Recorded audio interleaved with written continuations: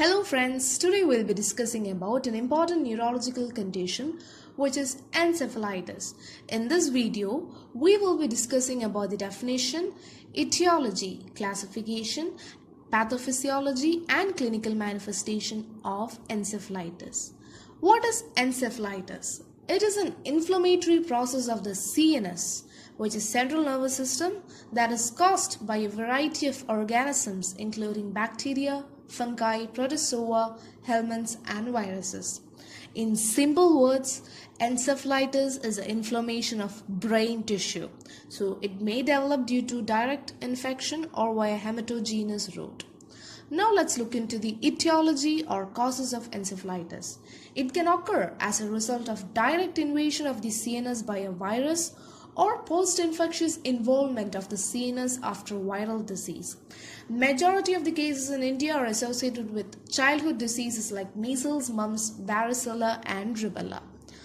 Now let's look into the classification of encephalitis. Encephalitis based on viral infections can either be due to man-to-man spread like mumps, measles, rubella, or due to arthropod-borne, which is the cause arbovirus. Encephalitis can also be due to non-viral infections like Rickettsia, Mycoplasma pneumonia, or syphilis.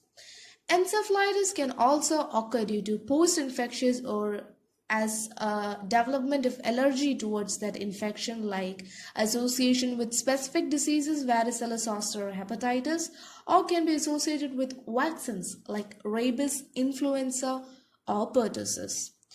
It can also be based on human slow virus disease, which is very rare. For example, subacute sclerosing panencephalitis, otherwise known as SSPE, wherein chronic inflammation of the brain occurs due to measles virus. The last type of encephalitis is due to unknown group, so wherein encephalopathies due to toxins or insecticides, fluid electrolyte imbalance or metabolic disorders can occur. Now let's look into the pathophysiology of encephalitis.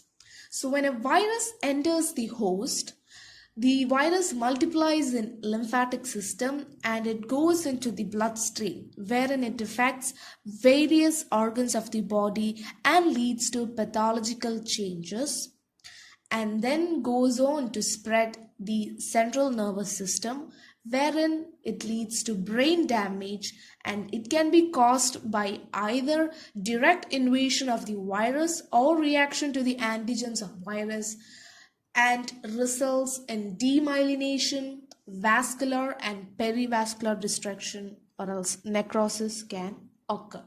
So this is how the virus affects a host and leads to encephalitis.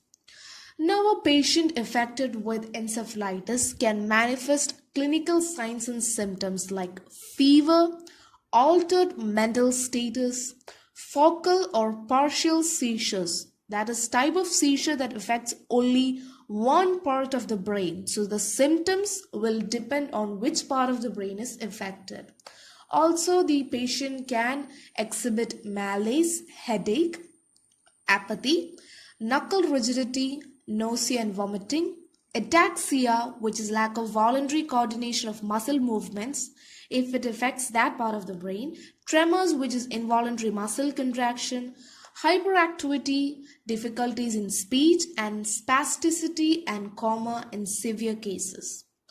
Now, when there is an occurrence of increased intracranial pressure, then typical signs and symptoms will be exhibited by the child.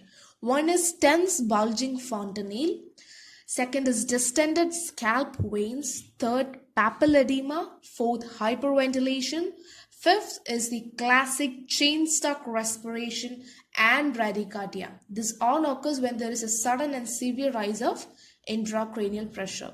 So there will be severe disturbances of vital centers resulting respiratory problems, and cardiac arrest may be found due to herniation of cerebellum through foramen magnum and compression of medulla oblongata. So focal paralysis and focal seizures with focal ECG changes are usually found in herpes simplex encephalitis. Now, what is Cheyne-Stokes respiration? It is one of the classic signs of encephalitis when there's an increased ICP. So, Cheyne-Stokes respiration is an abnormal pattern of breathing which is characterized by progressively deeper and sometimes faster breathing followed by a gradual decrease that results in a temporary stop in breathing, which is known as apnea, that is absence of breathing. So this pattern repeats with each cycle, usually taking 30 seconds to 2 minutes. So this was all about encephalitis. In the next video, we'll be discussing about the clinical manifestation, diagnosis, complications, and prognosis of encephalitis. Hope you all find this video useful. Thank you. Wow, that's impressive! You have completed a magic today. For more videos, subscribe. Join our Facebook group and Instagram page for group discussion and live magazine videos for exam preparation in an hour. We start at Classfly community for students to learn from a friend in a simple way and support them in their own languages. If you are willing to be that one friend who saves us at the exam night preparation, then please join us by visiting classfly.in.